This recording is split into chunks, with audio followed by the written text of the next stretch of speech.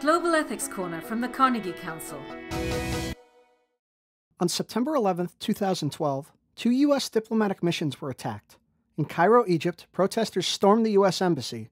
In Benghazi, Libya, American Ambassador Chris Stevens was killed, along with 3 diplomatic and security personnel. These attacks, especially the murder of Ambassador Stevens, were shocking in part because each happened on the premises of a diplomatic mission.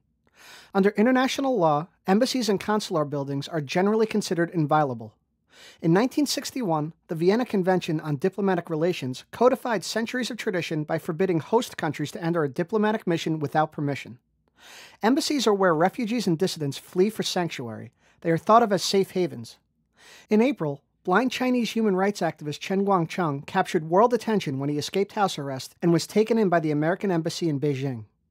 WikiLeaks head Julian Assange has been living at the Ecuadorian Embassy in London since August in order to avoid extradition to Sweden.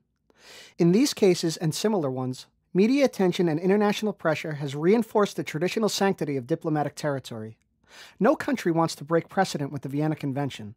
Doing so could put their own diplomatic personnel and property at risk. But how much of a deterrent is international law in the face of an angry mob or a terrorist attack? In 1979, Iranian revolutionaries held 52 American hostages for 444 days at the U.S. Embassy in Tehran. The Tupac Amaru revolutionary movement took hundreds of hostages at the Japanese Embassy in Lima, Peru in 1996. What good did the Vienna Convention do in those cases? What good did it do for Ambassador Stevens? What do you think?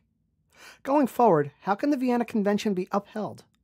Or is the special status granted to embassies and diplomats a relic of an earlier time? I'm Terrence Hurley of Carnegie Council. Made possible by the Carnegie Council for Ethics in International Affairs. Post a comment at www.carnegiecouncil.org.